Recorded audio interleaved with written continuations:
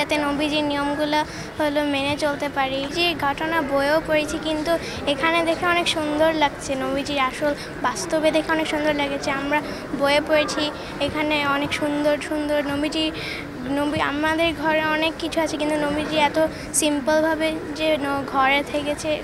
আমরা যাতে নবীজির নিয়মগুলো হলো মেনে চলতে পারি, আমরা যাতে নবীজির মতো আদর্শ হই, এটা আমরা চাই। তো আসলে তো ভালোই লাগছে। আমরা তো মাত্র অনেক দিন আগে পৃথিবীতে এসেছি, কিন্তু নবীজি যে অনেক আগে এসেছে, সেই 1500 বছর আগে। আমরা তো হাদিসে পড়েছি, আসলে বুকসে, যে কীভাবে ছিল, কীভাবে চলতে হবে, নবীজি কী বলে গিয়েছেন যে কীভাবে চলতে হবে। কিন্তু এখন তো আসলেই দেখছি যে নবীজি কীভাবে চলছে। এই যে এখানে আছে নবীজির মসজিদের প্রাচীন রূপ, নবীজির ঘর কেমন ছিল।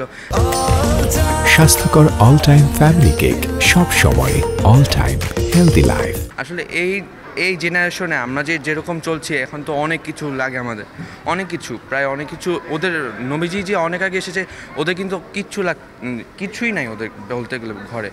আর ফাতিমা রাদিয়াল্লাহু আনহা তো কিছুই নিচে বিছানা ছিল, নিচে এখন কেউ সইতেই পারে না আসলে। হ্যাঁ, সেটাই তো অবাক হওয়ার কথা। কারণ হচ্ছে আল্লাহ সেটা প্রমাণিত যে আল্লাহ যেটা বলেছে নবীজি সেটাই শুনেছে। আর নবীজি যে শুনেছে, নবীজি তো আমাদেরকে বলে গিয়েছে, কিন্তু আমরা তো শুনিনি। আমরা উল্টা পথে গিয়েছি। উল্টা পথে যাওয়াটি আসলে আমাদের ঠিক নেই। কিন্তু নবী এখন এরকমভাবে সাজানো হয়েছে তাকওয়া মসজিদে, এত সুন্দর একটা আয়োজন। আসলে আমরা চাই যে প্রতি বছরই এরকম আয়োজন এরকম করা হোক।